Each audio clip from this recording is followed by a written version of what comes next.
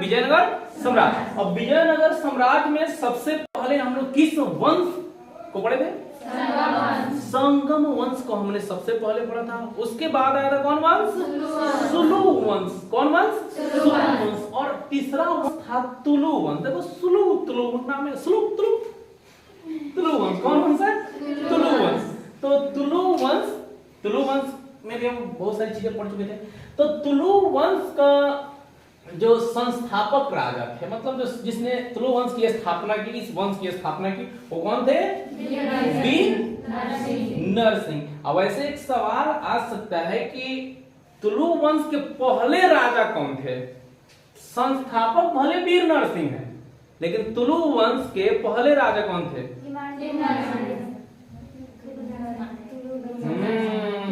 इतना मारेंगे अभी, था चल गया कितना याद किया है। नरसा नायक, तुलुआ नरसा नायक, इसका बाबूजी थे कृष्णदेवराय के बाबूजी। वो लिखित रूप में राज नहीं कर रहे थे, लेकिन राजा तो वही थे। तो तुलु वंश के संस्थापक है वीर नरसिंह। ये राजा माने 1503 ईस्वी में 1509 ईस्वी तक क्या कहें ये राजा रहे। उसके बाद है कृष्णदेवराय, विजयनगर साम्राज्य का सबसे महानतम राजा। विजयनगर साम्राज्य में 4 गो वंश राज करता है। कितना वंश? 4 गो वंश राज करता है। संगम वंश, सुलु वंश, तुलु वंश और लास्ट में अराविदु वंश। कौन वंश?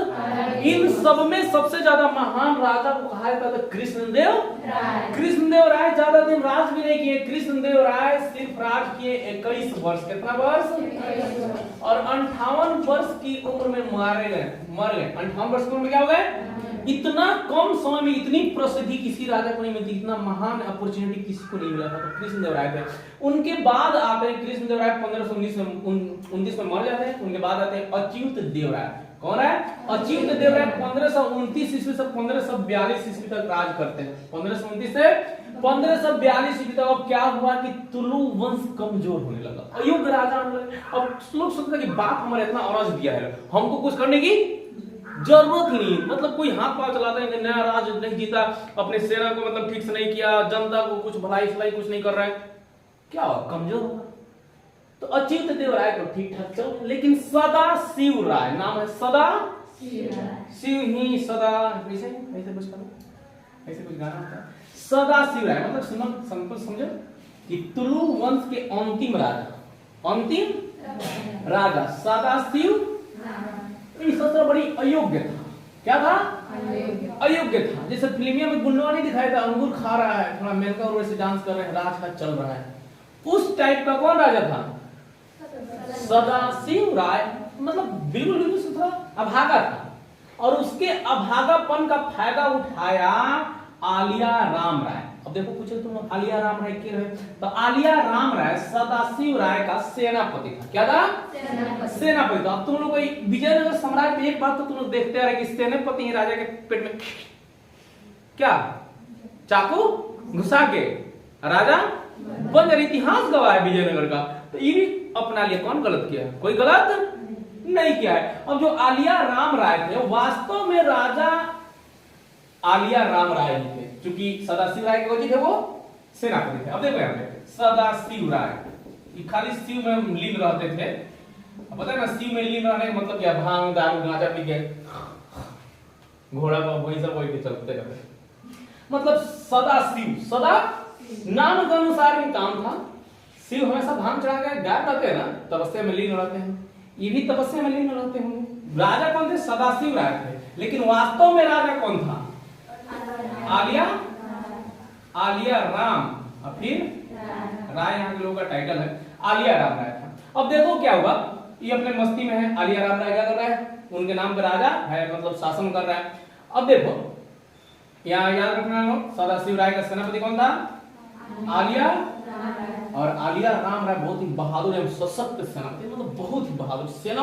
बहादुर न मतलब ये सेना पे पकड़, सेना पे जबरदस्त पकड़ थी। किसकी? आलिया। अब चलो देखो यहाँ पे छोड़ देते हैं और आते हैं। और आलिया राम राय जो था अराविदु वंश का था। किस वंश का था? अराविदु वंश का। अब तो देखो अराविदु वंश पे आते हैं, उसको थोड़ा टाइम के लिए छोड़ देते हैं। अराविदु वंश चला 1570 से 1646 ईस्वी तक। 1570 से ये अंतिम वंश है। कौन वंश है? अंतिम वंश है 1570 से 1600। इसके बाद विजयनगर साम्राज्य में, विजयनगर साम्राज्य ये समझो खत्म हो गया, विलुप्त हो गया। ये लास्ट राजा थे लोग जो अपना वंश चला रहे थे। आलिया राम राय उसका प्रथम राजा बना जो 1542 ईस्वी से 1565 ईस्वी तक राज किया। अब तुम लोग पूछेगा कि सर अभी तो देखे सदाशिव राय किधर गया? हाँ, सदाशिव राय 1542 ईस्वी से यही 1570 ईस्वी तक राज करते हैं। सदाशिव राय तुलु वंश का था। सिंपल समझ रहे लोग, सदाशिव राय किस वंश का था? तुलु वंश का अंतिम राज। 1542 से कहां तक राज किया? 1500। और फिर हम कह रहे हैं कि आलिया राम राय राज करता है 1542 से 1500। लो ये क्या है? तो समझ में आ रहा है? कुछ समझ में आ रहा है? क्या समझ में आ रहा है?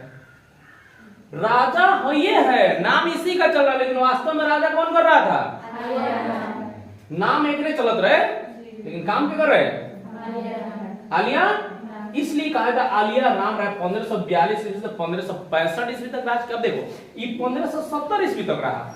कौन? सदाशिव राय 1570 ईस्वी तक जीवित था, उसने राज किया। लेकिन 1565 ईस्वी में क्या हो गया? मर गया। देखो मरा क्यों? चलो आगे बढ़ते हैं। सदाशिव राय के हाथों में थी सत्ता, जो थी लिखित रूप से किसके हाथों में थी? सदाशिव राय के हाथों में थी। लेकिन वास्तविक शक्ति किसके हाथों में थी? आलिया। यानी एक म्यान में दो तलवारें थी। एक म्यान में दो तलवार, एक जंगल में दो शेर। एक शेर को तो बैठना पड़ेगा भाई, एक शेर बैठे रहते थे भाई, शेरवा राज करता था, शिकार करता था। अब देखो हुआ क्या? 1565 का दिन आ गया। विजयनगर साम्राज्य का सबसे कालिक पुता हुआ दिन या सबसे काला दिन 1565 ईस्वी, जहां विजयनगर साम्राज्य की अस्मिता, इज्जत और उसका सब कुछ लूटने वाला था। 1565 याद रखना। वास्तव में देखे ना तो विजयनगर साम्राज्य 1646 में लड़ाई का चल रहा था, ऐसे जुगुड़ रहा था। वास्तव में विजयनगर साम्राज्य टोटली रूप से नष्ट कब हो गया? 1565 ईस्वी में ही 1565 ईस्वी में टोटली विजयनगर खत्म हो गया, सब कुछ खत्म हो गया था। इसका मान सम्मान, इज्जत, आबरू सब कुछ को बर्बाद कर दिया गया। अब देखो क्या हुआ 1565 ईस्वी में।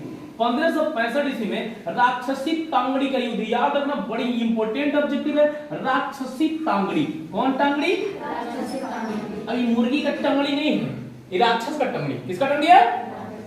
तुम लोग बचिए, दोनों में से कोई नहीं। तो देखो ये राक्षसी तांगड़ी जगह का नाम है। उसमें युद्ध हुआ 1565 ईस्वी में। कि युद्ध में आलिया राम राय मारे जाते हैं। 1565 ईस्वी में राक्षसी तांगड़ी के युद्ध में आलिया राम राय क्या होते हैं? अब राक्षसी तांगड़ी का युद्ध किसके किसके बीच हुआ था अब देखते हैं। राक्षसी तांगड़ी का युद्ध हुआ, तो युद्ध क्यों होता है? सिंपल सा वजह है, युद्ध क्यों हुआ? तो मुझे आखिर युद्ध हुआ क्यों? तो युद्ध होता है क्यों भाई? लूटने के लिए, राज्य साम्राज्य अपना विस्तार करने के दो ही वजह से युद्ध होता है। या तो धन दौलत इकट्ठा करने के लिए, लूटने के लिए जाए वहां से लूट के, और दूसरा कुछ और चीज, उस समय बहुत सारी चीजें लूटा जाता था। धन दौलत लूटेंगे, जमीन लूटेंगे, स्त्रियों को उठा ले जाएंगे, लड़कियों को उठा ले जाएंगे, ये सब बहुत सारा। दूसरा अपने साम्राज्य का विस्तार करने के लिए। तो ये दोनों वजह थी। जब ये राक्षसी तांगड़ी के युद्ध हुआ तो दोनों वजह से किया गया। मुख्य वजह था लूटना। मुख्य वजह क्या था? और जब कोई आगे बढ़ता है ना, सिंपल सी बात है कि जितना कोई अगर आगे बढ़ता है ना, तो लोग देख के जितना उससे खुश नहीं होता है ना, उससे ज्यादा उसके दुश्मन हो जाते हैं, जलने वाले। और ये कोशिश नहीं करते कि हम भी मेहनत करके उसके आगे क्या हो जाए, बढ़े। बस ये करते हैं कि किस तरह उसका पैर खींच दे, हो जाएगा पीछे, हम जहां हैं वहीं रहेंगे, लेकिन हम अपने आप क्या हो जाएंगे, आगे हो जाएंगे। तो समाज में बहुत सारे ऐसे लोग हैं, कृष्ण देव राय, चाहे ये वंश का, चाहे विजयनगर साम्राज्य की उन्नति वृद्धि सब देख के और सारा राजा जल रहा हो, जल मर के अंगार हो गया, उसी का परिणाम। राक्षसी तांगड़ी का युद्ध हुआ विजयनगर साम्राज्य में, और बीजापुर, गोलकुंडा और अहमदनगर तीनों की संयुक्त सेना, मतलब तीनों का राजा मिलके एगो किससे लड़ रहा था लोग, विजयनगर साम्राज्य से। अब ऐसा भी विजयनगर साम्राज्य से जिसका राजा सबसे अयोग्य है। कौन राजा था 1565 ईस्वी में? कौन राजा था? सदाशिव राय, तुलु वंश का सबसे अयोग्य, अभागा। इस ससुर कृष्णदेव राय का नाम बदनाम कर दिया। वैसे उनका उत्तराधिकारी था, लेकिन नाम तो बदनाम कर दिया। तो क्या हुआ कि अकेले आलिया राम क्या करें, सशक्त सेना था, बहुत ही सेनापति मजबूत था, बहुत बहादुर था, लेकिन भाई तीन गो जो राज्य की सेना मिलकर लड़ी, कितना देर तक लड़ेगा, बेचारा क्या हो गया, हार गया। और हारा ही नहीं, अपनी जिंदगी से भी मार दिया गया उसको। विजयनगर साम्राज्य की 1565 इसमें जो राक्षसी तंगड़ी युद्ध हुई, उसमें सदा शिव राय तो था भी, राजा थोड़ी लड़ने जाता है। आलिया राम राय क्या होता है, मारा जाता है। अब देखो आलिया राम राय जब मर जाता है, देखो यहाँ पे, तो बीजापुर, गोलकुंडा और अहमदनगर की सेना ने विजयनगर को जी भर लूटा और पूरे राज्य को आग के हवाले कर दिया। किसके हवाले? पूरे, मतलब विजयनगर को इतना बड़ा अग्निदाह आज तक नहीं हुआ था। पूरे विजयनगर को जला दिया गया, सब कुछ, मंदिर, मस्जिद, दिस दैट, जितने भी घर, खंड, इमारतें, क्योंकि विजयनगर साम्राज्य में पड़ चुका है कि बहुत ही ज्यादा डेवलप था, बहुत ही ज्यादा वहां की डेवलपमेंट थी, इतना ज्यादा डेवलप था कि वहां विदेशों से भी, मतलब बहुत सारे पुर्तगाली वहां से आते थे राज करने के लिए कर रहे हैं, व्यापार करने के लिए, बहुत सारे विदेशियों को अनुमति वैसे मिला था, व्यापार करते थे, लेकिन जो जिनको लगता था कि भय है, डर है, उनको कृष्णदेव राय क्या करते, भगा देते थे। तो इतना ज्यादा डेवलपमेंट था, सब कुछ को नष्ट कर देगा। और सिर्फ इस युद्ध को देखकर यही लगता है कि ये जो सेनाएं थी, बीजापुर, गोलकुंडा, अहमदनगर की सेनाएं, ये अपने राज्य विस्तार के लिए नहीं लड़ रहे थे, ये सिर्फ और सिर्फ किसके लिए लड़ रहे थे, लूटने के लिए। किसके लिए? लूट के लिए। मतलब एक राजा होता है ना, जैसे मुगल है, तुर्क से, अफगानिस्तान से आए और यहाँ के राजाओं को हराए और यहाँ की जनता को क्या किए, राज किए। इनका मकसद लूटना नहीं था, ये आते तो लूटते और चले जाते, इन देश को बर्बाद करके चले जाते, लेकिन वैसा नहीं था। इन्होंने विकास के कार्यों में योगदान दिया, यहाँ के लोगों को भलाई का, बहुत सारा देश को क्या आगे बढ़ाया। लेकिन ये देखो, दोनों हिंदू राजा, ये भी हिंदू राजा, ये भी हिंदू राजा, लेकिन फिर भी क्या कर रहे हैं, लड़के इसको बर्बाद करे, केवल लूटने के लिए। क्या करने के लिए? लूटने के लिए। और इतना लूटा गया, विजयनगर से तहस नहस हो गया। चलो आगे बढ़ते हैं। तो अब तो मर गए भाई, आलिया राम राय क्या हो गए, मर गए। तो आलिया राम राय की जगह पर त्रिमूल देव राय है, 1565 से 1572 ईस्वी तक राज किया। ध्यान देना है, अभी सदाशिव राय मरा नहीं कि 70 में मरा। कब मरा? 70 में। सदाशिव राय 70 में मरे, 1542 से 70। सब देखो, वास्तव में तो राजा कौन थे, आलिया राम राय थे। आलिया राम राय के उत्तराधिकारी कौन थे, त्रिमूल देव राय। कौन रहा? त्रिमूल देव राय। इनके मरने के बाद बन गया वो, मतलब मेन सेनापति, मतलब समझो कि मुख्य राजा वही है। 1565 में 1572 ईस्वी तक रहा। और अराविदु वंश का मूल रूप से स्थापना इसी ने किया, त्रिमूल देव राय। याद रखना है, त्रिमूल, अराविदु वंश का संस्थापक त्रिमूल देव राय। उसके बाद त्रिमूल देव राय के बाद श्रीरंग प्रथम है 1572 से 1586 ईस्वी तक। उसके बाद तुम लोग को बता चुके हैं कि इसके बाद जितने भी राजा हुए, या जितने भी शासक है, सब के सब मतलब एकदम कमजोर, अयोग्य, उतना शासन करने की योग्यता नहीं, राज्य साम्राज्य को बढ़ाने की शक्ति ही नहीं भाई। मतलब एक बछड़ा होता है, किसके बल पर कूदता है? खूंटा के बल पर। अब खूंटा ही क्या कर दिया, उखाड़ के फेंक दिया गया। राक्षसी तंगड़ी के युद्ध में विजयनगर साम्राज्य की हर तरह से बर्बादी की गई, संस्कृति की बर्बादी की गई, उसके मान सम्मान के, उसके धन दौलत के, उसके इमारतों को, उसके सामाजिक व्यवस्था को, सब कुछ भंग कर दिया।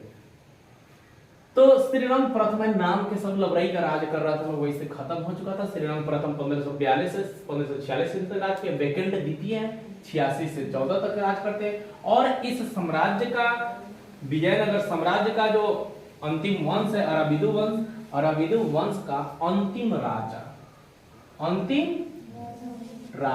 श्रीरंग तृतीय थे। याद रखना, श्रीरंग तृतीय थे।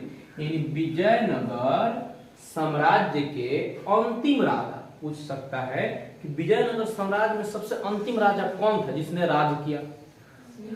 श्रीरंग तृतीय। अब देखो, श्रीरंग एगो और है, श्रीरंग प्रथम है। ये श्रीरंग प्रथम 1572 ईस्वी से 1586 ईस्वी तक राज किया, लेकिन श्रीरंग तृतीय 1642 ईस्वी से 1646 ईस्वी तक, 1646 सब कुछ तहस नहस खत्म। तो अंतिम विजयनगर साम्राज्य का अंतिम राजा श्रीरंग तृतीय, जिसने 1642 ईस्वी से 1646 ईस्वी तक राज किया। चलो देखो, यह देखो यह अंतिम हिंदू राजवंश था। यह विजयनगर साम्राज्य चाहे अरविंदु वंश कहें, यह अंतिम हिंदू राजवंश था जिसने विजयनगर साम्राज्य पर राज किया। उसके बाद कोई हिंदू वंश की स्थापना उधर नहीं हुई, साउथ में कोई भी हिंदू वंश की स्थापना। उसके बाद किसी भी हिंदू राजा ने विजयनगर साम्राज्य, जिसे कर्नाटक राज्य भी कहा जाता है, वहां कोई भी हिंदू राज्य की स्थापना नहीं, किसी ने हिंदू वंश का स्थापना वहां नहीं हुआ। एक सवाल आता है कि विजयनगर साम्राज्य का सबसे अंतिम हिंदू राजवंश कौन था? हिंदू राजवंश कौन था? अरविंदु वंश। और सबसे अंतिम हिंदू राजा कौन था? श्रीराम तृतीय। अब देखो राक्षसी तांगड़ी के युद्ध के बारे में थोड़ा सा बताते हैं। राक्षसी तांगड़ी का युद्ध याद रखना 1565 ईस्वी में हुआ था। विजयनगर साम्राज्य का वास्तव में यहाँ क्या कर दिया गया था? खात्मा कर दिया गया था। अब देखो विजयनगर साम्राज्य समझ लो कि एक शरीर, क्या है? एक शरीर। तो शरीर है तो उसके दिमाग को क्या कर दिएगा? अगर शरीर के दिमाग कोमा में चल जाए तो हमारे शरीर का कौन इस्तेमाल हो पाता है? हमारा शरीर किसी काम का रह पाता है? हमारा शरीर किसी काम का नहीं रह पाता है। तो क्या किया गया इस राक्षसी तांगड़ी के युद्ध में? विजयनगर साम्राज्य का जो सीपीयू है ना, उसको ही खत्म कर दिया गया। राजे शस्त्र खत्म। हम लोग दे इतना बढ़िया है, सुंदर हाथ तगड़ा, बड्डी सड्डी, कुछ काम नहीं है। अगर दिमाग नहीं रहे कुछ काम करेगा? तो क्या किया गया? मतलब विजयनगर साम्राज्य का दिमाग खत्म कर देगा, विजयनगर साम्राज्य को कोमा में डाल देगा। शरीर जो है कोनो फर्क नहीं पड़ता है। पूरे शहर को लूटा गया, जबरदस्त। इतना बड़ा लूटपाट शायद ही इतिहास में पहले कभी हुआ है जितना विजयनगर साम्राज्य में हुआ था। दरिंदगी की सारी हदें पार कर दी गई। कुछ अमानवीय हरकत भी की गई, बहुत सारी स्त्रियों और औरतों को उठा के ले दिया गया, मार दिया गया, बलात्कार किया गया, ऐसी बहुत सारी चीजें विजयनगर साम्राज्य में इस तरह राक्षसी तांगड़ी के युद्ध में पूरे शहर को जला दिया गया। हर तरह आग की लपटें उठा करती थी, जले हुए चीज। मतलब जब युद्ध खत्म हुआ तो अब कहा जाता है कि गिद्ध भी लाशों को नहीं खाते थे। ऐसा शहर दिखता था कि लगता था कि हजारों वर्ष यहाँ शमशान था, लोग फुकाते थे। ये शमशान घाट था, हड्डियां बिखरी है, कहीं टूटा हुआ, कहीं बिखरा हुआ, इस तरह की दरिंदगी। मंदिरों को ध्वस्त किया कर दिया गया, इसकी इमारतों को सब फोड़ दिया गया। जैसे ना हम्पी और डम्पी, हम्पी जैसे विजयनगर साम्राज्य की राजधानी थी, उसको भी बहुत खत्म किया गया। आज जो हम्पी का हमको अवशेष देखने को मिलता है, हम्पी का अवशेष, अवशेष का मतलब तोड़ दिए, थोड़ा सा क्या हो गया, बच गया, उसको कहते हैं अवशेष। तो अवशेष से आज हम लोग 50 रुपए के नोट पर देखने को मिलता है, उसको इसे थोड़ा सा मरम्मत कर दिया गया है। तो ये था विजयनगर साम्राज्य का चारों वंश को हमने देखा। और विजयनगर साम्राज्य 1646 ईस्वी में टोटली क्या होती है?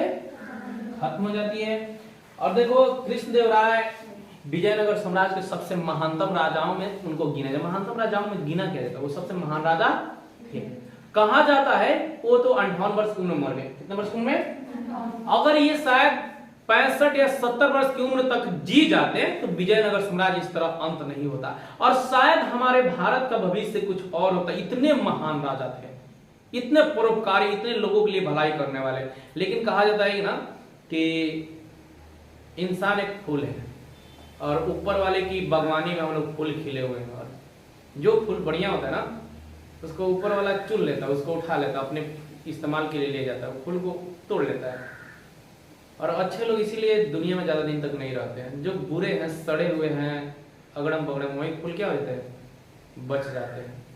तो शायद ये भी भगवान के गुलिस्तान में खिले हुए एक बहुत ही खुशबूदार फूल थे, जिनको भगवान ने पहले उठा लिया। शायद इनको कुछ देर और रखते तो हमारे भारत का नक्शा कुछ और होता, हमारे भारत की सभ्यता कुछ और होती और हम कुछ और होते। तो मिलते हैं एक ऐसे ही नई अमेजिंग वीडियो के साथ, तब तक के लिए जय हिंद, जय भारत।